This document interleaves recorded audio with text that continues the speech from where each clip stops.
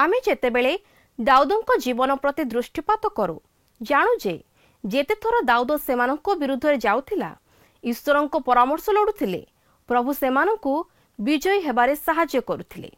आम कार्य आरंभ रे कोन आमे प्रभुंको परामर्श लोडी थाउ कि तांको इच्छा अनुसार कार्य करूछु कि जीसुंको मधुर वाक्य चला पथे साजे दीप आमरी चरण अलिभा आलोक देई जीवनर प्रतिपदे जीवनर प्रतिपदे बढ़ाए से सत्य पथ प्रदर्शिका से जे पथ प्रदर्शिका पथ प्रदर्शिका पथ प्रदर्शिका। प्रिय दर्शक बंधु नमस्कार। प्रभु जीशु ख्रीष्टଙ୍କ मधुर नाम रे आपणଙ୍କୁ पथ प्रदर्शिका कार्यक्रम को स्वागत करूअछि।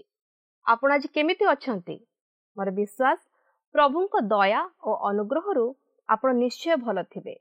आपण नियमित आम कार्यक्रम देखुछंती, शिक्षा लाभ करूछंती और आत्मिक जीवन रे बढ़ुछंती। तेथिपे मु विशेष आनंदित। आपणको मतामत निश्चय हमको टीवी स्क्रीन रे दिया जाइथिबा नंबर रे जणाइबे। आमे आपणको फोन कॉल रो अपेक्षा अछु। आजिर अध्ययन रे आमे प्रथम वंशावली 13 और 14 पर्व उपरे अध्ययन आरंभ करिबा। विशेष करी 13 पर्व रे जो समस्त घटना वर्णना करा जाय अछि ता द्वितीय सामुएल पुस्तक रे मध्य वर्णना करा जायछि। आमे जानु जे साउलଙ୍କ समय रे नियम सिंधुक किरियत जियारिम थिला। ता आनिबा पाई मध्य साउल चेष्टा करि नथिले, किंतु दाऊद राजा हेबा परे किरियत जियारिम रु नियम सिंधु को आनिबा पाई योजना कले, जा समस्त इस्राएल मंडली दृष्टि रे उत्तम देखागला। से माने किरियत जियारिम रु आनिबा समय रे किदन नामक शस्य मर्धन स्थान रे बलद माने अमड़ा हेबारु उस हस्त विस्तार करी सिंधुक धरिला आ सदाप्रभुଙ୍କ हस्त तांको उपरे प्रज्वलित हैला और से सेही स्थान रे मला। आमे एठारे ईश्वरଙ୍କ पवित्रता को देखिबा को पारो। ईश्वर पवित्र अटंती। आमे तांको निकटरे ठिया हेबा निमंते योग्य नाहु, किंतु ईश्वर आमको तांको अनुग्रह रे तांको निकट को आसीबा निमंते सुजोग दैछंती। तेबे आसंतु आजिर अध्ययन मध्य को जिबा पूर्वरु एक भक्तिमूलक गीत सुनिबा।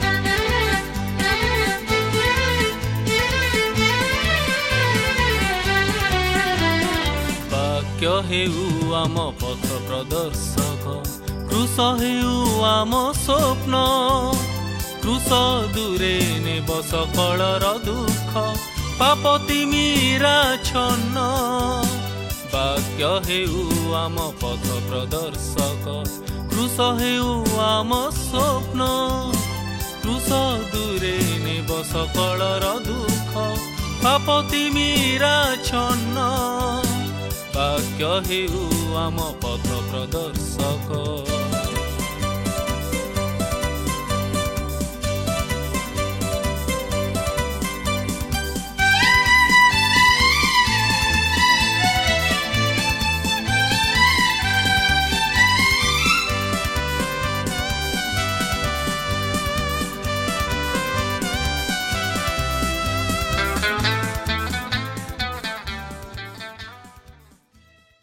आज आम प्रथम वंशावली पुस्तक तहर 13 और 14 पर्व को अध्ययन करने जा। आज मुख्य आलोचनार प्रसंग होउछि ଦାଉଦ ଓ ନିୟମ ସିନ୍ଦୁକ। ଗତ ପାଠରେ ଆମେ ଦେଖିଥିଲୁ ଦାଉଦଙ୍କର ବୀରମାନଙ୍କ ବିଷୟ ନେଇ, କିନ୍ତୁ ଆଜି ଆମେ 13 ପର୍ବରୁ 16 ପର୍ବର ମଧ୍ୟରେ ଦାଉଦ ଓ ନିୟମ ସିନ୍ଦୁକ ବିଷୟ ନେଇ ଲକ୍ଷ୍ୟ କରିବାକୁ ଯିବା। ଏହି ଅଂଶରେ ଆମେ ଦାଉଦ ସେହି ନିୟମ ସିନ୍ଦୁକକୁ ଜେରୁସାଲେମକୁ ଆଣିବା ନିମନ୍ତେ ଯେଉଁ ପ୍ରଥମ ପଦକ୍ଷେପ ନେଇଥିଲେ ତାହା ଆମେ ଈଶ୍ୱରଙ୍କର ଦୃଷ୍ଟିକୋଣରୁ ନେଇ ଲକ୍ଷ୍ୟ କରିବାକୁ ଯିବା, ଯାହାକି ଏହି ଅଂଶରେ ପ୍ରକାଶ କରାଯାଇଅଛି। ଆପଣଙ୍କର ମନେଥିବ, ବିଚାରକର୍ତ୍ତାମାନଙ୍କ ସମୟରେ ଯୁଦ୍ଧରେ ପଲେଷ୍ଟିୟମାନଙ୍କ ଦ୍ୱାରା ନିୟମ ସିନ୍ଦୁକ ଧରାଯାଇଥିଲା, କିନ୍ତୁ ଏହି ନିୟମ ସିନ୍ଦୁକ ଲାଗି ସେମାନେ ଅନେକ ସମସ୍ୟା ତଥା ମହାମାରୀର ସମ୍ମୁଖୀନ ହେବାରୁ ସେମାନେ ସେହି ନିୟମ ସିନ୍ଦୁକକୁ ଏକ ନୂଆ ଶଗଡ଼ ଉପରେ ରଖି ତାହାକୁ ଇସ୍ରାଏଲ ଦେଶକୁ ପଠାଇଦେଲେ, ଯାହାକି ଆମେ ପ୍ରଥମ ସାମୁଏଲ ପୁସ୍ତକ 6 ପର୍ବରେ ଲକ୍ଷ୍ୟ କରିସାରିଛୁ। ଆଉ ସେହି ସମୟଠାରୁ ଏପର୍ଯ୍ୟନ୍ତ ସେହି ନିୟମ ସିନ୍ଦୁକ କିରିୟତ୍ ଜିଆରିମ୍ରେ ଅବିନାଦବର ଗୃହରେ ରହିଥିଲା, କିନ୍ତୁ ବର୍ତ୍ତମାନ ଦାଉଦ ସେହି ନିୟମ ସିନ୍ଦୁକକୁ ଅବିନାଦବର ଗୃହରୁ ଜେରୁସାଲେମକୁ ଆଣିବା ନିମନ୍ତେ ପଦକ୍ଷେପ ନେଉଛନ୍ତି, ଯାହାକି ତାହାଙ୍କର ରାଜଧାନୀ ଥିଲା। ମାତ୍ର ଈଶ୍ୱର ଏହି ବିଷୟ ପ୍ରତି ଦୃଷ୍ଟି ଦେଲେ, କାରଣ ଦାଉଦ ଆତ୍ମିକ ବିଷୟ ପ୍ରତି ଦୃଷ୍ଟି ଦେଇ ଏହିପରି ପଦକ୍ଷେପ ନେଇଥିଲେ। କିନ୍ତୁ ସେ ଯାଉନା କାହିଁକି, ଦାଉଦ ସେହି ବିଷୟକୁ ସାଧନ କରିବା ନିମନ୍ତେ ଭୁଲ ପଦକ୍ଷେପ ଗ୍ରହଣ କରିଥିଲେ। ଦେଖନ୍ତୁ, ପ୍ରଥମ ବଂଶାବଳୀ 13 ପର୍ବର ପ୍ରଥମ ପଦରେ ଏହିପରି ଲେଖା ଅଛି, ଏଥିଉତ୍ତାରେ ଦାଉଦ ସହସ୍ରପତିମାନଙ୍କର, ଶତପତିମାନଙ୍କର ଓ ସମସ୍ତ ଅଧ୍ୟକ୍ଷଙ୍କ ସହିତ ମନ୍ତ୍ରଣା କଲେ। ଦାଉଦ ବର୍ତ୍ତମାନ ଇସ୍ରାଏଲର ନୂତନ ରାଜା। ଯେତେବେଳେ ସେ ରାଜସିଂହାସନର ଅଧିକାରୀ ହେଉଛନ୍ତି, ସେତେବେଳେ ସେ ଅନେକ ଚମତ୍କାର ଯୋଜନାମାନ କରୁଛନ୍ତି। ତାଙ୍କର ଦର୍ଶନ ମଧ୍ୟ ରହିଛି ଓ ସେ ପ୍ରଥମେ ସେହି ନିୟମ ସିନ୍ଦୁକକୁ ଜେରୁସାଲେମକୁ ଆଣିବାକୁ ଚାହାନ୍ତି। ତେଣୁକରି ସେ ପ୍ରତ୍ୟେକ ନେତାମାନଙ୍କ ସହିତ ମନ୍ତ୍ରଣା କରୁଛନ୍ତି। ମୁଁ ଭାବୁଛି ଯେ ଦାଉଦ ସେହି ଲୋକମାନଙ୍କ ସହିତ ମନ୍ତ୍ରଣା କରିବା ଦ୍ୱାରା ଭୁଲ କଲେ, କାରଣ ଈଶ୍ୱର ତାହାଙ୍କୁ ଚାଳନା ଦେଉଥିଲେ ଓ ତାହାଙ୍କୁ ସମସ୍ତ ବିଷୟରେ ନିର୍ଦ୍ଦେଶ ମଧ୍ୟ ଦେଉଥିଲେ। ତେଣୁକରି ଦାଉଦଙ୍କ ପକ୍ଷେ ଏପରି କରିବା ଉଚିତ ନଥିଲା। ସେ ମନୁଷ୍ୟମାନଙ୍କ ପରାମର୍ଶ ଅନୁଯାୟୀ କାର୍ଯ୍ୟ କରିବା ଠିକ୍ ନଥିଲା। ଆଜି ମଧ୍ୟ ଖ୍ରୀଷ୍ଟୀୟ ମଣ୍ଡଳୀମାନଙ୍କରେ ଏଥିଲାଗି ନାନା ପ୍ରକାର ସମସ୍ୟା ଦେଖାଯାଇଥାଏ। ଯେଉଁମାନେ ନେତୃତ୍ୱ ସ୍ଥାନରେ ରହି ଦାୟିତ୍ୱଭାର ତୁଲାନ୍ତି, ସେମାନେ ଅନେକ ସମୟରେ ଈଶ୍ୱରଙ୍କ ଇଚ୍ଛା ବା ନିର୍ଦ୍ଦେଶ ଅନୁଯାୟୀ କାର୍ଯ୍ୟ ନ କରିବା ଦ୍ୱାରା ଅନେକ ପ୍ରକାର ଅଶାନ୍ତିକର ପରିସ୍ଥିତି ଉପୁଜିଥାଏ। ସେମାନେ କୌଣସି ଭୁଲ ନିଷ୍ପତ୍ତି ନେଇ କାର୍ଯ୍ୟ କରିବା ଦ୍ୱାରା ମଣ୍ଡଳୀ ପ୍ରତି ବାଧା ପହଞ୍ଚିଥାଏ ଓ ମଣ୍ଡଳୀ ସମସ୍ୟାର ସମ୍ମୁଖୀନ ହୋଇଥାଏ। ଦେଖନ୍ତୁ, ଦାଉଦ ସେହିପରି କାର୍ଯ୍ୟ କରିବା ଦ୍ୱାରା ସମସ୍ୟାର ସମ୍ମୁଖୀନ ହେଲେ। 13 ପର୍ବର 2 ଓ 3 ପଦରେ ଲେଖା ଅଛି, ଆଉ ଦାଉଦ ଇସ୍ରାଏଲର ସମଗ୍ର ସମାଜକୁ କହିଲେ, ଯେବେ ତୁମମାନଙ୍କୁ ଉତ୍ତମ ଦେଖାଯାଏ ଓ ଯେବେ ତାହା ସଦାପ୍ରଭୁ ଆମମାନଙ୍କ ପରମେଶ୍ୱରଙ୍କ ଆଡ଼ୁ ହୁଏ, ତେବେ ଇସ୍ରାଏଲର ସମୁଦାୟ ପ୍ରଦେଶରେ ଆମମାନଙ୍କ ଅବଶିଷ୍ଟ ଭ୍ରାତୃଗଣ ଓ ସେମାନଙ୍କ ସଙ୍ଗେ ଆପଣା ଆପଣା ତଳିଭୂମି ବିଶିଷ୍ଟ ନଗରରେ ବାସକାରୀ ଯାଜକମାନେ ଓ ଲେବୀୟମାନେ ଯେପରି ଆମମାନଙ୍କ ନିକଟରେ ଏକତ୍ରିତ ହୁଅନ୍ତି, ଏ ନିମନ୍ତେ ଆସ, ଆମେମାନେ ସର୍ବତ୍ର ସେମାନଙ୍କ ନିକଟକୁ ଲୋକ ପଠାଉ। ପୁଣି ଆମ୍ଭମାନଙ୍କ ପରମେଶ୍ୱରଙ୍କ ସିନ୍ଦୁକ ପୁନର୍ବାର ଆମ୍ଭମାନଙ୍କ ନିକଟକୁ ଆଣୁ, କାରଣ ସାଉଲଙ୍କ ସମୟରେ ଆମ୍ଭେମାନେ ତହିଁର ଅନ୍ୱେଷଣ କରିନାହୁଁ। ତେବେ ସାଉଲଙ୍କ ସମୟର ଏହା ଏକ ପ୍ରକାର ସାମାନ୍ୟ ସୂଚନା, କାରଣ ସାଉଲଙ୍କ ସମୟରେ ସମାଗମ ତମ୍ବୁ ମଧ୍ୟରେ ଈଶ୍ୱରଙ୍କ ଉପାସନା ପୁରାପୁରି ଉପେକ୍ଷା କରାଯାଇଥିଲା। ଫଳତଃ ସମାଗମ ତମ୍ବୁ ସମ୍ବନ୍ଧୀୟ ସମସ୍ତ ପ୍ରକାର ବିଷୟବସ୍ତୁ ପ୍ରତି କେହି ଯତ୍ନବାନ ନଥିଲେ। ଲେବୀୟମାନେ ଏଣେ ତେଣେ ଛିନ୍ନଭିନ୍ନ ହୋଇ ରହିଥିଲେ। ଆଉ ବର୍ତ୍ତମାନ ଏହି ସମ୍ବାଦ ରାଜ୍ୟର ସମଗ୍ର ଅଞ୍ଚଳରେ ପ୍ରଚାରିତ ହୋଇଅଛି ଯେ ଦାଉଦ ନିୟମ ସିନ୍ଦୁକକୁ ଜେରୁସାଲେମକୁ ଆଣିବାକୁ ଚାହାନ୍ତି। 4 ପଦରେ ଲେଖା ଅଛି, ଥରେ ସମଗ୍ର ସମାଜ ସେପରି କରିବେ ବୋଲି କହିଲେ, କାରଣ ସକଳ ଲୋକଙ୍କ ଦୃଷ୍ଟିରେ ତାହା ଯଥାର୍ଥ ବୋଧ ହେଲା। ତେବେ ଏହି ନିଷ୍ପତ୍ତି ସମସ୍ତଙ୍କ ଦୃଷ୍ଟିରେ ଗ୍ରହଣଯୋଗ୍ୟ ହେଲା, ଆଉ ସେମାନେ ସମସ୍ତେ ଚାହିଁଲେ ଯେ ନିୟମ ସିନ୍ଦୁକ ଜେରୁସାଲେମକୁ ଅଣାଯାଉ। 5 ପଦରେ ଲେଖା ଅଛି, ତହୁଁ କିରିୟତ୍ ଜିଆରିମ୍ରୁ ପରମେଶ୍ୱରଙ୍କ ସିନ୍ଦୁକ ଆଣିବା ନିମନ୍ତେ ଦାଉଦ ମିଶ୍ରର ଶିଓର ନଦୀଠାରୁ ହମାତର ପ୍ରବେଶ ସ୍ଥାନ ପର୍ଯ୍ୟନ୍ତ ସମଗ୍ର ଇସ୍ରାଏଲକୁ ଏକତ୍ର କଲେ। ଏଥିପୂର୍ବରୁ ଆମେ ପ୍ରଥମ ସାମୁଏଲ 7 ପର୍ବରେ ଦେଖିସାରିଛୁ ଯେ ସେହି ନିୟମ ସିନ୍ଦୁକକୁ କିରିୟତ୍ ଜିଆରିମ୍କୁ ନିଆଯାଇ ସେଠାରେ ରଖାଯାଇଥିଲା, କାରଣ ସେହି ନିୟମ ସିନ୍ଦୁକକୁ ନେଇ ସେମାନଙ୍କର ଅନେକ ତିକ୍ତ ଅନୁଭୂତି ଥିଲା। କିନ୍ତୁ ଦାଉଦ ବର୍ତ୍ତମାନ ସେହି ନିୟମ ସିନ୍ଦୁକକୁ ସେଠାରୁ ଆଣିବା ପାଇଁ ଲୋକ ପ୍ରସ୍ତୁତ କରୁଅଛନ୍ତି। 6 ପଦରେ ଲେଖା ଅଛି, ଆଉ କିରୁବଗଣ ମଧ୍ୟରେ ଉପବିଷ୍ଟ ସଦାପ୍ରଭୁଙ୍କ ନାମରେ ଖ୍ୟାତ ପରମେଶ୍ୱରଙ୍କ ସିନ୍ଦୁକକୁ ଜିହୁଦାର ଅଧିକାରସ୍ଥ ବାଲାରୁ ଅର୍ଥାତ୍ କିରିୟତ୍ ଜିଆରିମ୍ରୁ ଆଣିବା ପାଇଁ ଦାଉଦ ଓ ସମଗ୍ର ଇସ୍ରାଏଲ ସେ ସ୍ଥାନକୁ ଗଲେ। ପ୍ରକୃତରେ ଦେଖିବାକୁ ଗଲେ ପରମେଶ୍ୱର ନିୟମ ସିନ୍ଧୁକ ମଧ୍ୟରେ ବାସ କରନ୍ତି ନାହିଁ, କିମ୍ବା ସେ କିରୁବଗଣ ମଧ୍ୟରେ ବାସ କରନ୍ତି ନାହିଁ, କିନ୍ତୁ ଇସ୍ରାଏଲ ସନ୍ତାନଗଣ ସହିତ ସାକ୍ଷାତ କରିବା ନିମନ୍ତେ ସେହି ସ୍ଥାନକୁ ସେ ସ୍ଥିର କରିଥିଲେ। ତାଙ୍କର ଉପସ୍ଥିତି ସେହି ସ୍ଥାନରେ ଥିଲା, କିନ୍ତୁ ଏହି ନିୟମ ସିନ୍ଧୁକକୁ ଆଣିବା ମଧ୍ୟରେ ସେମାନେ ଏକ ବଡ଼ ଭୁଲ କରି ବସୁଛନ୍ତି। ଜଣେ ଏହିପରି କହନ୍ତି, ଏହା ହେଉଛି ଏକ ଉତ୍ତମ ବିଷୟ, ମାତ୍ର ଏକ ଭୁଲ ରାସ୍ତାରେ। କାରଣ ଜେରୁସାଲେମକୁ ନିୟମ ସିନ୍ଧୁକ ଆଣିବା ଏକ ଉତ୍ତମ ବିଷୟ ଥିଲା, ମାତ୍ର ଏହାକୁ ଆଣିବା ନିମନ୍ତେ ଯେଉଁପରି ବ୍ୟବସ୍ଥା କରାଯାଇଥିଲା ତାହା ଭୁଲ ଥିଲା। 7 ପଦରେ ଲେଖା ଅଛି, ପୁଣି ସେମାନେ ଗୋଟିଏ ନୂତନ ଶକଟରେ ପରମେଶ୍ୱରଙ୍କ ସିନ୍ଧୁକକୁ ଅବିନାଦାବର ଗୃହରୁ ବାହାର କରି ବହି ଆଣିଲେ, ଆଉ ଉଷ ଓ ଅହିଓ ସେହି ଶକଟ ଚଳାଇଲେ। ତେବେ ଏହି ନିୟମ ସିନ୍ଧୁକକୁ ବହନ କରିବା ନେଇ ଈଶ୍ୱର ଏକ ସ୍ୱତନ୍ତ୍ର ନିୟମ ପ୍ରଦାନ କରିଥିଲେ। ସମାଗମ ତମ୍ବୁର ଅନ୍ୟାନ୍ୟ ଉପକରଣମାନ ଶଗଡ଼ରେ ଯାଇପାରିଥାନ୍ତା, ମାତ୍ର ନିୟମ ସିନ୍ଧୁକ ନୁହେଁ।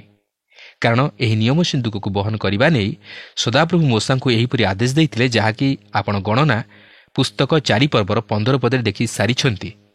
ଦେଖନ୍ତୁ, ସେଠାରେ ଏହିପରି ଲେଖା ଅଛି, ଏହି ରୂପେ ଛାଉଣି ଅଗ୍ରସର ହେବା ବେଳେ ହାରଣ ଓ ତାଙ୍କର ପୁତ୍ରଗଣ ପବିତ୍ର ସ୍ଥାନ ଓ ପବିତ୍ର ସ୍ଥାନର ସମସ୍ତ ଦ୍ରବ୍ୟ ଢାଙ୍କିବାର ଶେଷ କଲା ଉତ୍ତାରେ କହାତ ସନ୍ତାନଗଣ ତାହା ବହିବା ପାଇଁ ଆସିବେ, ମାତ୍ର ସେମାନଙ୍କର ମୃତ୍ୟୁ ଯେମନ୍ତ ନ ହୁଏ ଏଥିପାଇଁ ସେମାନେ ପବିତ୍ର ସ୍ଥାନ ସ୍ପର୍ଶ କରିବେ ନାହିଁ।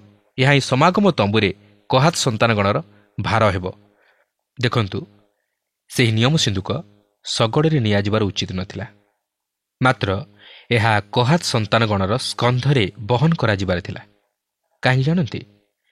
କାରଣ ଏହା ଥିଲା ପବିତ୍ର ବସ୍ତୁ ଓ ଏହା ଖ୍ରୀଷ୍ଟଙ୍କୁ ଉପସ୍ଥାପିତ କରେ, ଓ ସେ ଆଜି ମଧ୍ୟ ପ୍ରତ୍ୟେକ ବ୍ୟକ୍ତିବିଶେଷଙ୍କ ଜୀବନ ଦ୍ୱାରା ବହନ କରାଯିବା ଉଚିତ। ଆଜି ଅନେକ ଅତି ସହଜ ଉପାୟରେ ଈଶ୍ୱରଙ୍କ ବାକ୍ୟକୁ ବହନ କରି ଅନ୍ୟମାନଙ୍କ ନିକଟରେ ପହଞ୍ଚାଇବାକୁ ଚାହାନ୍ତି, ଯେପରି ସେମାନଙ୍କୁ କୌଣସି ତ୍ୟାଗ ସ୍ୱୀକାର କରିବାକୁ ନ ପଡ଼େ, ବା ସେମାନଙ୍କର ସ୍ୱାର୍ଥରେ ଆଞ୍ଚ ନ ଆସେ, ବା ସେମାନଙ୍କୁ ଯେପରି କଷ୍ଟ କରିବାକୁ ନ ପଡ଼େ। ମାତ୍ର ପ୍ରିୟ ବନ୍ଧୁ, ଈଶ୍ୱରଙ୍କ ବାକ୍ୟକୁ ବା ଖ୍ରୀଷ୍ଟଙ୍କୁ ଆମେ ଏତେ ସହଜରେ ଅନ୍ୟମାନଙ୍କ ନିକଟରେ ନେଇ ପହଞ୍ଚାଇ ପାରିବା ନାହିଁ। ଏଥିନିମନ୍ତେ ଆମ ପ୍ରତ୍ୟେକଙ୍କୁ କଷ୍ଟ ସହ୍ୟ କରିବାକୁ ପଡ଼ିବ, ତ୍ୟାଗ ସ୍ୱୀକାର କରିବାକୁ ହେବ ଓ ଈଶ୍ୱରଙ୍କର ଯୋଜନା ବା ପରାମର୍ଶ ଅନୁଯାୟୀ କାର୍ଯ୍ୟ କରିବାକୁ ହେବ। ଏପରିକି ସୁସମାଚାର ନିଜର କାନ୍ଧରେ ବହନ କରି ବହି ନେବାକୁ ହେବ, ମାତ୍ର ଅନ୍ୟର କାନ୍ଧରେ ନୁହେଁ। ସେଥିପାଇଁ ଗାଲାତୀୟ 6 ପର୍ବର 5 ପଦରେ ଲେଖା ଅଛି, କାରଣ ପ୍ରତ୍ୟେକ ଜଣ ଆପଣା ଭାର ବହନ କରିବ। ଅନ୍ୟ ଅର୍ଥରେ କହିବାକୁ ଗଲେ ଆମେ ପ୍ରତ୍ୟେକ ଈଶ୍ୱରଙ୍କ ବାକ୍ୟକୁ ସମଗ୍ର ଜଗତରେ ପହଞ୍ଚାଇବାକୁ ହେବ। 8 ପଦରେ ଲେଖା ଅଛି, ପୁଣି ଦାଉଦ ଓ ସମଗ୍ର ଇସ୍ରାଏଲ ପରମେଶ୍ୱରଙ୍କ ସାକ୍ଷାତରେ ସମସ୍ତ ଶକ୍ତି ସହିତ ଗାୟନ କରି ବୀଣା ଓ ନେବଲ ଓ ଦାରା ଓ କରତାଳ ଓ ତୁରୀ ବଜାଇଲେ। ଦାଉଦ ପ୍ରକୃତରେ ଜଣେ ସଙ୍ଗୀତଜ୍ଞ ଥିଲେ ଓ ପ୍ରକୃତ ସଙ୍ଗୀତ ମଧ୍ୟ ଦେଇ ଆନନ୍ଦ କରିବାର ଏହା ଥିଲା ଏକ ଉତ୍ସବ। ମାତ୍ର ହଠାତ୍ ଏହି ଆନନ୍ଦ ଉତ୍ସବରେ ଏକ ପ୍ରତିବନ୍ଧକ ଉପୁଜିଲା। ଦେଖନ୍ତୁ, 9 ପଦରୁ 10 ପଦ ମଧ୍ୟରେ ଲେଖା ଅଛି, ଆଉ ସେମାନେ କିଦୋନ୍ ନାମକ ଶସ୍ୟ ମର୍ଦ୍ଦନ ସ୍ଥାନରେ ଉପସ୍ଥିତ ହୁଅନ୍ତେ, ବଳଦମାନେ ଅମଣା ହେବାରୁ ଉଷ ହସ୍ତ ବିସ୍ତାର କରି ସିନ୍ଧୁକ ଧରିଲା। ସେତେବେଳେ ଉଷ ପ୍ରତି ସଦାପ୍ରଭୁଙ୍କ କ୍ରୋଧ ପ୍ରଜ୍ୱଳିତ ହେଲା ଓ ସିନ୍ଧୁକ ପ୍ରତି ହସ୍ତ ବିସ୍ତାର କରିବା ହେତୁରୁ ସେ ତାହାକୁ ଆଘାତ କଲେ, ତହୁଁ ସେ ସେଠାରେ ପରମେଶ୍ୱରଙ୍କ ସାକ୍ଷାତରେ ମଲା। କାହିଁକି ଏପରି ଘଟିଲା? ଯେହେତୁ ସେମାନେ ଏପରି କରିବା ଦ୍ୱାରା ବଡ଼ ଭୁଲ କଲେ। ହଁ, ଆପଣ କହିପାରନ୍ତି ଯେ ସେମାନଙ୍କ ପ୍ରତି ଏପରି ଘଟିବା ଈଶ୍ୱରଙ୍କର ନିର୍ଦ୍ଦୟତା, କିନ୍ତୁ ସେପରି ଭାବିବା ମଧ୍ୟ ଠିକ୍ ନୁହେଁ। କାରଣ ପ୍ରଥମତଃ ସେମାନେ ସେହି ନିୟମ ସିନ୍ଧୁକକୁ ଶଗଡ଼ରେ ବହନ କରିବାର ନଥିଲା। ଦ୍ୱିତୀୟତଃ ଉଷ ସେହି ନିୟମ ସିନ୍ଧୁକକୁ ହସ୍ତ ବିସ୍ତାର କରି ଧରିବାର ନଥିଲା, କାରଣ ସେହି ପବିତ୍ର ବସ୍ତୁକୁ ସ୍ପର୍ଶ କରିବା ନିମନ୍ତେ ସେମାନଙ୍କୁ ଅନୁମତି ଦିଆଯାଇ ନଥିଲା। ଆଜି ଅନେକ ଲୋକ ଅଛନ୍ତି ଯେଉଁମାନେ କି ଈଶ୍ୱରଙ୍କର କାର୍ଯ୍ୟରେ ହସ୍ତ ଦିଅନ୍ତି, ଯେଉଁ କାର୍ଯ୍ୟରେ ସେମାନେ ହସ୍ତ ଦେବା ଉଚିତ ନୁହେଁ। ଆଜି ଅନେକ ଈଶ୍ୱରଙ୍କ କାର୍ଯ୍ୟ କରନ୍ତି, ମାତ୍ର ଈଶ୍ୱରଙ୍କର ଇଚ୍ଛା ଅନୁଯାୟୀ ନୁହେଁ, ଫଳତଃ ଆଶୀର୍ବାଦ ମିଳେ ନାହିଁ। ଯେପରି ନିୟମ ସିନ୍ଧୁକ ଘଟଣାରେ ଘଟିଲା, ସେହିପରି ଯେଉଁ ମନୁଷ୍ୟ ଈଶ୍ୱରଙ୍କ କାର୍ଯ୍ୟରେ ପ୍ରତିବନ୍ଧକ ଉପୁଜାଏ, ଈଶ୍ୱର ତାହାକୁ ମଧ୍ୟ ସେହି ରାସ୍ତାରୁ ତାହାକୁ ହଟେଇ ଦେବେ। 11 ପଦରେ ଲେଖା ଅଛି, ପୁଣି ସଦାପ୍ରଭୁ ଉଷକୁ ଆକ୍ରମଣ କରିବାରୁ ଦାଉଦ ଅସନ୍ତୁଷ୍ଟ ହେଲେ, ଏଣୁ ସେ ସେହି ସ୍ଥାନର ନାମ ପେରସ୍ ଉସ୍ ରଖିଲେ। ଆଜି ପର୍ଯ୍ୟନ୍ତ ସେହି ନାମ ଅଛି। ଦାଉଦ ଏହି ଘଟଣାରେ ଅସନ୍ତୁଷ୍ଟ ଥିଲେ। ଈଶ୍ୱରଙ୍କର ଏହିପରି ହସ୍ତକ୍ଷେପ ନେଇ ସେ ସନ୍ତୁଷ୍ଟ ନଥିଲେ, ଯାହାକି ଆଜି ଆପଣଙ୍କ ମନରେ ଓ ମୋ ମନରେ ଆସିବା ସ୍ୱାଭାବିକ। 12 ପଦରେ ଲେଖା ଅଛି, ଆଉ ଦାଉଦ ସେହିଦିନ ପରମେଶ୍ୱରଙ୍କ ବିଷୟରେ ଭୟ ପାଇ କହିଲେ, ମୁଁ କି ରୂପେ ପରମେଶ୍ୱରଙ୍କ ସିନ୍ଧୁକ ମୋ କତିକି ଗୃହକୁ ଆଣିବି? ଆମେ ଅନେକ ସମୟରେ ନିଜ ଇଚ୍ଛାରେ ସମସ୍ତ କାର୍ଯ୍ୟ କରିବାକୁ ଚେଷ୍ଟା କରିଥାଉ, କିନ୍ତୁ ଯେତେବେଳେ ଆମେ ବିଫଳ ହେଉ ସେତେବେଳେ ଆମେ ଈଶ୍ୱରଙ୍କୁ ଦୋଷ ଦେଇଥାଉ। ଆମେ କହୁ, ମୁଁ କିପରି ପ୍ରଭୁଙ୍କ ନିମନ୍ତେ ଏହି କାର୍ଯ୍ୟ କରିପାରିବି? କିନ୍ତୁ ମୁଁ କହେ, ଆପଣ ଈଶ୍ୱରଙ୍କ ଅଭିମତ ଓ ତାହାଙ୍କର ଇଚ୍ଛା ଅନୁଯାୟୀ ତାହା କରନ୍ତୁ। ତାହାଙ୍କ ଉପରେ ସେହି କାର୍ଯ୍ୟଭାର ସମର୍ପଣ କରନ୍ତୁ। ତାହେଲେ ସେ ଆପଣଙ୍କୁ ତହିଁରେ ସଫଳତା ପ୍ରଦାନ କରିବେ। ତାହା ହିଁ ଦାଉଦଙ୍କୁ ଶେଷରେ କରିବାକୁ ପଡ଼ିଥିଲା। ଦେଖନ୍ତୁ 13 ଓ 14 ପଦରେ ଏହିପରି ଲେଖା ଅଛି, ତେଣୁ ଦାଉଦ ନଗରକୁ ଆପଣା କତିକି ସିନ୍ଧୁକ ଆଣିଲେ ନାହିଁ, ମାତ୍ର ତାହା ନେଇ ପଥ ପାର୍ଶ୍ୱସ୍ଥ ଗାଥିୟ ଓବେଦ ଇଦୋମର ଗୃହରେ ରଖିଲେ। ତହିଁରେ ପରମେଶ୍ୱରଙ୍କ ସିନ୍ଧୁକ ଓବେଦ ଇଦୋମର ପରିବାର ସହିତ ତାହାର ଗୃହରେ 3 ମାସ ରହିଲା। ପୁଣି ସଦାପ୍ରଭୁ ଓବେଦ ଇଦୋମର ଗୃହକୁ ଓ ତାହାର ସର୍ବସ୍ୱକୁ ଆଶୀର୍ବାଦ କଲେ। ଏହି ଘଟଣାଟି ଏହିଠାରେ ହିଁ ସମାପ୍ତ ହୁଏ। ନିୟମ ସିନ୍ଧୁକ ଏହି ସମୟରେ ଜେରୁସାଲେମକୁ ଅଣାଯାଉ ନାହିଁ। ଈଶ୍ୱର ସେହି ପରିବାରକୁ ଆଶୀର୍ବାଦ କରୁଅଛନ୍ତି ଯାହାଙ୍କ ଗୃହରେ ଏହି ନିୟମ ସିନ୍ଧୁକ ଅଛି। କିନ୍ତୁ ଦାଉଦ ବର୍ତ୍ତମାନ ତାହାଙ୍କର ଚିନ୍ତାଧାରାକୁ ଅନ୍ୟ ଆଡ଼କୁ କଢ଼ାଇ ନେଉଛନ୍ତି। ଆସନ୍ତୁ ଏହାପରେ ଦାଉଦ କି ପ୍ରକାର ପଦକ୍ଷେପ ନେବାକୁ ଯାଉଅଛନ୍ତି ତାହା ଆମେ 14 ପର୍ବରେ ଅଧ୍ୟୟନ କରି ଆଲୋଚନା କରିବାକୁ ଯିବା। ଏହି 14 ପର୍ବରେ ଆମେ ଦେଖୁ ଯେ ଈଶ୍ୱର ଦାଉଦଙ୍କୁ ସମୃଦ୍ଧିଶାଳୀ କରାଉଛନ୍ତି ଓ ତାହାଙ୍କର ଖ୍ୟାତି ଚତୁର୍ଦିଗକୁ ବ୍ୟାପୁଅଛି। 14 ପର୍ବର 1 ପଦରେ ଲେଖା ଅଛି, ଅନନ୍ତର ସୋରର ରାଜା ହିରମ ଦାଉଦଙ୍କ ନିକଟକୁ ଦୂତଗଣ ଓ ତାଙ୍କ ପାଇଁ ଗୃହ ନିର୍ମାଣ କରିବାକୁ ଏରସ କାଷ୍ଠ ଓ ରାଜମିସ୍ତ୍ରୀ ଓ ବଢ଼େଇମାନଙ୍କୁ ପଠାଇଲା। ଦାଉଦ ଓ ହିରମ ଅତି ଘନିଷ୍ଠ ବନ୍ଧୁ ଥିଲେ। ଶାସ୍ତ୍ରର ଅନ୍ୟ ସ୍ଥାନରେ କୁହାଯାଇଅଛି ଯେ ହିରମ ଦାଉଦକୁ ଭଲ ପାଉଥିଲେ। ଏଠାରେ ଦାଉଦଙ୍କ ରାଜତ୍ୱର ଆରମ୍ଭରେ ହିରମ ଦାଉଦଙ୍କୁ ତାହାଙ୍କର ଗୃହ ଓ ପ୍ରାସାଦ ନିର୍ମାଣରେ ସାହାଯ୍ୟ ପ୍ରଦାନ କରିବାକୁ ଚାହାନ୍ତି।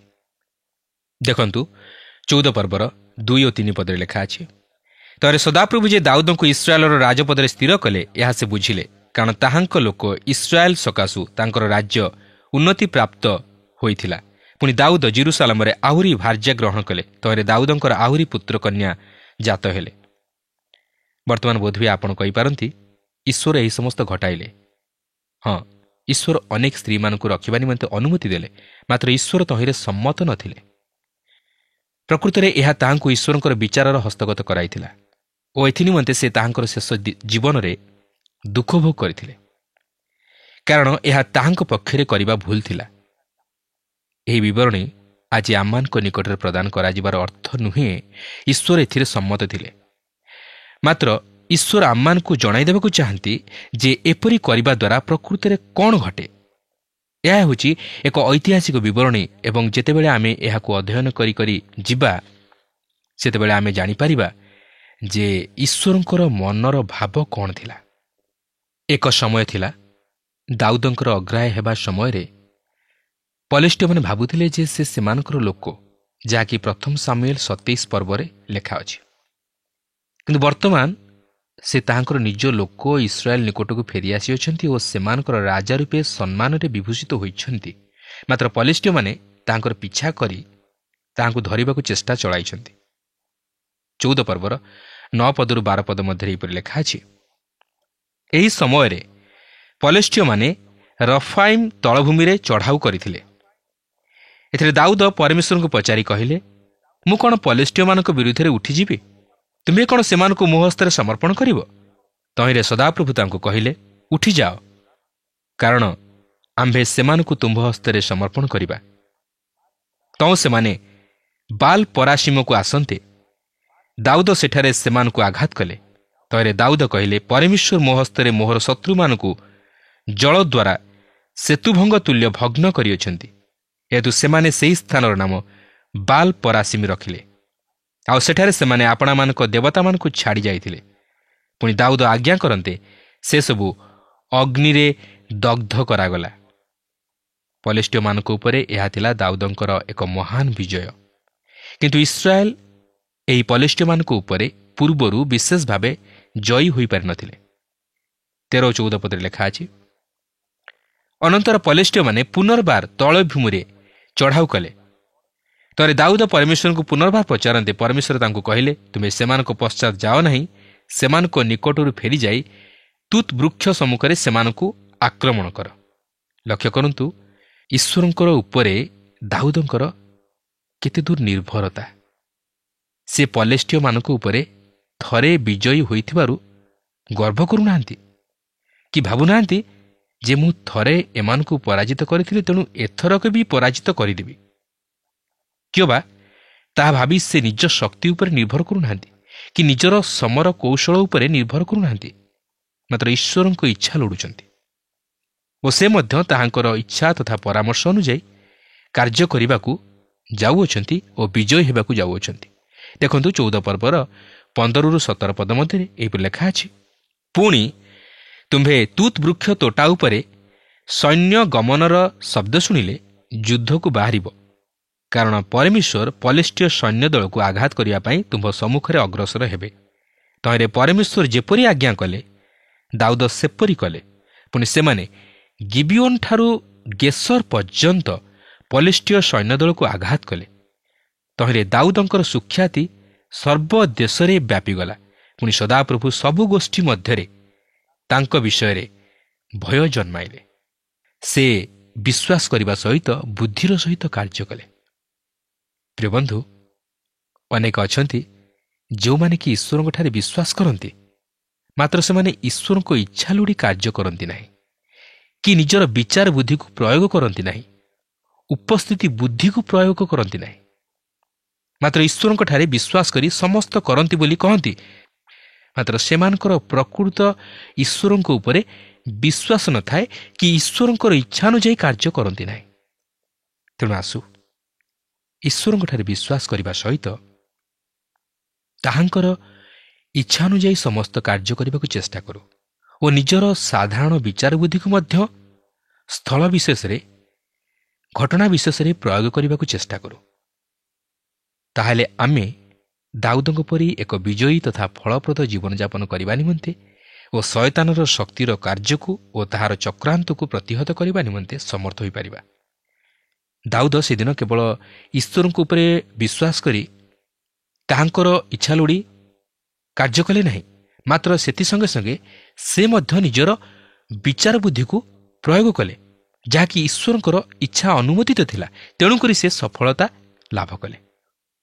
ତେଣୁ ଆମମାନଙ୍କ ଜୀବନରେ ଈଶ୍ୱରଙ୍କର ଇଚ୍ଛାକୁ ଲୋଡ଼ିବା ସଙ୍ଗେ ସଙ୍ଗେ ନିଜର ଚିନ୍ତାଧାରା, ନିଜର ବିଚାର ବୁଦ୍ଧିକୁ ପ୍ରୟୋଗ କରିବା ଉଚିତ, ଯାହାକି ଈଶ୍ୱରଙ୍କର ସନ୍ତୋଷ ଯୁକ୍ତ। ତାହେଲେ ଆମମାନେ ପ୍ରତ୍ୟେକ କ୍ଷେତ୍ରରେ ସଫଳତା ଲାଭ କରିପାରିବା। ତେଣୁ କେବଳ ଈଶ୍ୱରଙ୍କ ଉପରେ ବିଶ୍ୱାସ କରିକି ଆମେ ଯଦି ଚୁପ୍ ହେଇ ବସି ପଡ଼ିବା, ତାହେଲେ କୌଣସି କାର୍ଯ୍ୟ ହୋଇପାରିବ ନାହିଁ। ବିଶ୍ୱାସ ସହିତ ଆମମାନଙ୍କୁ ଆଗେଇବାକୁ ହେବ, ଆମମାନଙ୍କୁ କାର୍ଯ୍ୟ କରିବାକୁ ହେବ। ଖ୍ରୀଷ୍ଟିଆନ ଜୀବନ ଏକ ସ୍ଥୂଳ ଜୀବନ ନୁହେଁ। ଖ୍ରୀଷ୍ଟିଆନ ଜୀବନ ହେଉଛି ଏକ ବିଜୟର ଜୀବନ। ଏକ ବିଜୟର ପଥରେ ସେ ଅଗ୍ରସର ହୁଏ ଏବଂ ତାହାକୁ ଦିନ ପ୍ରତିଦିନ ଆତ୍ମିକ ଜୀବନରେ ବର୍ଦ୍ଧିଷ୍ଣୁ ହେବାକୁ ହେବ। ତାହେଲେ ସିଏ କ'ଣ ହୋଇପାରିବ ନା ଆତ୍ମିକ ଜୀବନରେ ବଳିଷ୍ଠ ହୋଇପାରିବ। ପ୍ରତ୍ୟେକ ଦିନ, ପ୍ରତ୍ୟେକ ସମୟରେ ତାହାକୁ ବିଭିନ୍ନ ପ୍ରକାର ଅନୁଭୂତି ମଧ୍ୟ ଦେଇ ଈଶ୍ୱରଙ୍କ ସହିତ ସଂଯୁକ୍ତ ହେବାକୁ ହେବ ଏବଂ ବିଶ୍ୱାସରେ ସ୍ଥିର ରହିବାକୁ ହେବ। ଖ୍ରୀଷ୍ଟିଆନ ଜୀବନ ଏକ ସହଜ ଜୀବନ ନୁହେଁ। ଖ୍ରୀଷ୍ଟିଆନ ଜୀବନ ଏକ ଆରାମପ୍ରଦ ଜୀବନ ନୁହେଁ। ଖ୍ରୀଷ୍ଟିଆନର ଜୀବନ ଏକ ସଂଘର୍ଷପୂର୍ଣ୍ଣ ଜୀବନ। ଖ୍ରୀଷ୍ଟିଆନର ଜୀବନ ଏକ କର୍ମମୟ ଜୀବନ। ଖ୍ରୀଷ୍ଟିଆନର ଜୀବନ ଏକ ସଫଳତାର ଜୀବନ। ଖ୍ରୀଷ୍ଟିଆନର ଜୀବନ ଏକ ବିଜୟର ଜୀବନ। ଖ୍ରୀଷ୍ଟିଆନ କେବେ ହେଲେ କୌଣସି ପ୍ରକାର ପରିସ୍ଥିତିରେ ପଛଘୁଞ୍ଚା ଦିଏ ନା। ସେ ସଦାବେଳେ ସମସ୍ୟାକୁ ଭୟ କରେ ନା, ମାତ୍ର ସମସ୍ୟାର ସମ୍ମୁଖୀନ ହେବା ପାଇଁ ଚେଷ୍ଟା କରେ। ଦୁଃଖରେ, ସମସ୍ୟାରେ ସେ ଭାଙ୍ଗି ପଡ଼େ ନା। ସବୁ ଅବସ୍ଥାରେ ସେ ବିଶ୍ୱାସର ସହିତ ଅଗ୍ରସର ହୁଏ। ମାତ୍ର ପ୍ରଭୁ ଚାହାନ୍ତି ଯେପରି ଆମମାନେ ସେହି ସମସ୍ତକୁ ଭ୍ରୁକ୍ଷେପ ନ କରି ତାହାଙ୍କଠାରେ ବିଶ୍ୱାସରେ ସ୍ଥିର ରହୁ। ତାହେଲେ ଆମମାନେ ଆମମାନଙ୍କର ସମସ୍ୟାବହୁଳ ଜୀବନରେ ଭୟ କରିବା ନାହିଁ, ପଡ଼ିଯିବା ନାହିଁ, ମାତ୍ର ଆହୁରି ଆହୁରି ବିଶ୍ୱାସରେ ବଳିଷ୍ଠ ହେବା। ଆପଣ ଜାଣନ୍ତି, ବିଶ୍ୱାସରେ ବଳିଷ୍ଠ ହେବାର ଅର୍ଥ ସମସ୍ୟା ଉପରେ ଜୟଲାଭ କରିବା। ଯେପର୍ଯ୍ୟନ୍ତ ଆମେମାନେ ସମସ୍ୟା ମଧ୍ୟ ଦେଇ ଗତି କରିନାହୁଁ, ପରୀକ୍ଷାମୟ ଜୀବନ ମଧ୍ୟ ଦେଇ ଗତି କରିନାହୁଁ, ସେ ପର୍ଯ୍ୟନ୍ତ ଆମମାନଙ୍କର ବିଶ୍ୱାସ ଦୃଢ଼ ରହିବ ନାହିଁ, ଆମମାନଙ୍କର ବିଶ୍ୱାସ ଦୃଢ଼ ହେବ ନାହିଁ। ଆଉ ପ୍ରଭୁ ହିଁ ତାହାଙ୍କର ଲୋକମାନଙ୍କଠାରୁ ତାହା ଚାହାନ୍ତି, ଯେପରି ସେମାନେ ତାହାଙ୍କ ସହିତ ସବୁ ଅବସ୍ଥାରେ ବିଶ୍ୱାସରେ ଦୃଢ଼ ରହିବେ ଆଉ ତାହାଙ୍କର ଇଚ୍ଛା ଲୋଡ଼ି କାର୍ଯ୍ୟ କରିବେ। ପ୍ରଭୁ ପ୍ରତ୍ୟେକଙ୍କୁ ଆଶୀର୍ବାଦ କରନ୍ତୁ। ଆଶା କରୁ ଆଜିର କାର୍ଯ୍ୟକ୍ରମ ଆପଣଙ୍କୁ ନିଶ୍ଚୟ ଭଲ ଲାଗିଥିବ ଓ ଆପଣ ଆତ୍ମିକ ଜୀବନରେ ଉପକୃତ ହେଇଥିବେ। ଆମେ ଆଜିର ଅଧ୍ୟୟନରେ ଲକ୍ଷ୍ୟ କଲୁ ଯେ ଦାଉଦ ଈଶ୍ୱରଙ୍କ ନିୟମ ସିନ୍ଧୁକ ଆଣିବାକୁ ମନସ୍ଥ କଲେ ଓ ଆଣିଲେ। ତା ଆଣିବା ସମୟରେ କ'ଣ ଘଟିଲା ତା ଆମେ ସମସ୍ତେ ଜାଣୁ। କେବଳ ତାହା ନୁହେଁ, 14 ପର୍ବରେ ଦାଉଦଙ୍କ ପରିବାର ବିଷୟରେ କୁହାଯାଇଥିବା ଆମେ ଲକ୍ଷ୍ୟ କଲୁ। ତାଙ୍କ ପିଲାମାନଙ୍କୁ ଦେଖୁ ଆମେ ଏ କଥା ମଧ୍ୟ ଲକ୍ଷ୍ୟ କଲୁ ଯେ ସୋର ରାଜା ହିରାମ ରାଜା ଦାଉଦ ଗୃହ ନିର୍ମାଣ ନିମନ୍ତେ ସମସ୍ତ ଆବଶ୍ୟକୀୟ ବିଷୟ ଯୋଗାଉଛନ୍ତି।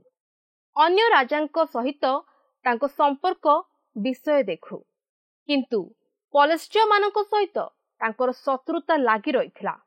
ଯେତେ ଥର ଦାଉଦ ସେମାନଙ୍କ ବିରୁଦ୍ଧରେ ଯାଉଥିଲା, ଈଶ୍ୱରଙ୍କ ପରାମର୍ଶ ଲୋଡୁଥିଲେ ଓ ପ୍ରଭୁ ସେମାନଙ୍କୁ ବିଜୟୀ ହେବାରେ ସାହାଯ୍ୟ କରୁଥିଲେ।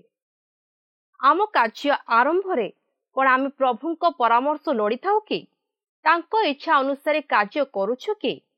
ଆଜି ତ ଆମ ସମୟ ଏଠାରେ ଶେଷ ହେବାକୁ ଗଲାଣି। ପରବର୍ତ୍ତୀ କାର୍ଯ୍ୟକ୍ରମରେ ପୁଣି ଆପଣଙ୍କ ସହିତ ସାକ୍ଷାତ ହେବ। ଆଜି ପାଇଁ ବିଦାୟ ଦିଅନ୍ତୁ। ରହିଲୁ, ନମସ୍କାର। ଆସନ୍ତୁ ପ୍ରାର୍ଥନା କରିବା। ପ୍ରିୟ ପ୍ରଭୁ ଯୀଶୁ, ତୁମର ପବିତ୍ର ନାମକୁ ଧନ୍ୟବାଦ ଦେଉଅଛୁ। ଆଜି ଏକ ଗୁରୁତ୍ୱପୂର୍ଣ୍ଣ ବିଷୟ ଉପରେ ଆଲୋଚନା କରିବା ନିମନ୍ତେ ଆମକୁ ସୁଯୋଗ ପ୍ରଦାନ କରିଅଛ। ହଁ ପ୍ରଭୁ, ଏତେବେଳେ ପ୍ରାର୍ଥନା କରୁଅଛୁ ଓ ଦର୍ଶକ ବନ୍ଧୁମାନଙ୍କ ନିମନ୍ତେ ଯାହାର ଯେକୌଣସି ପ୍ରଭୁ ସେବା ସମସ୍ୟା ରହିଅଛି, ପ୍ରାର୍ଥନା ଅନୁରୋଧ ରହିଅଛି, ମୁଁ ସମସ୍ତଙ୍କ ପ୍ରାର୍ଥନା ଉତ୍ତର ଦିଅ ବୋଲି ପ୍ରାର୍ଥନା କରୁଅଛି।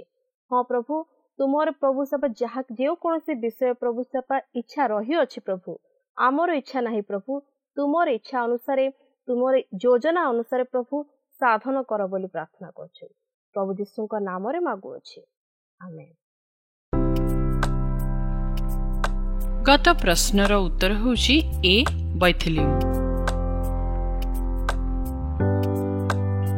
ଆଜିର ପ୍ରଶ୍ନ ହେଲା, କାହାର ସୁଖ୍ୟାତି ସର୍ବଦେଶରେ ବ୍ୟାପିଗଲା?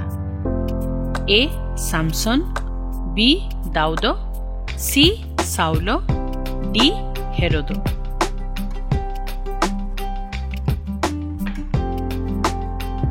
এই প্রশ্নর উত্তর আসন্তাকালি সন্ধ্যা 6টা মধ্যে option A, B, C, D মধ্যরু সঠিক উত্তর বাছি আপনার নাম ও সম্পূর্ণ ঠিকনা সহিত 9777221415 ফোন নম্বরে SMS কিংবা WhatsApp দ্বারা জଣାଇବାକୁ অনুরোধ।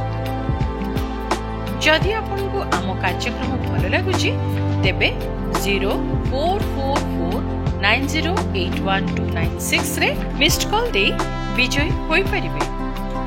গত সপ্তাহর বিজয় দর্শক বন্ধু হেলে কেন্দ্রাপড়ারু নয়মী নাୟକ।